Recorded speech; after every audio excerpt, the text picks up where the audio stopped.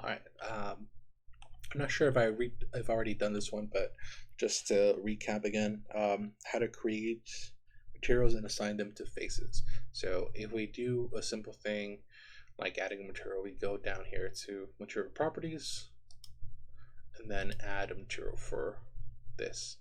And I think you go to the material preview to see things. So we're gonna put this as blue, and then we're gonna go to edit mode, and we're gonna add some subdivide, and then go up here. Sorry, I forgot to turn off normals. Nice. Okay, so this is great, right? But we have only one material, and it kind of covers everything.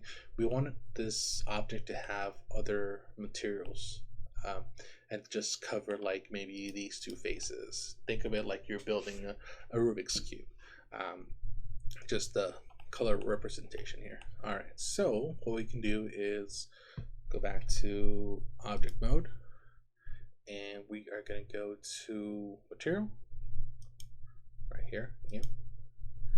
And see, we want this object to have this material. So go to edit mode, select the faces we want to have this material,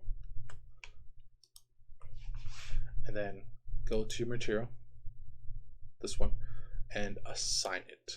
And that's how you get two materials to be on the same object. But you have to do it in edit mode. Well, to my knowledge, I'm just showing you in case I haven't made a video for this, and also so I can remember later.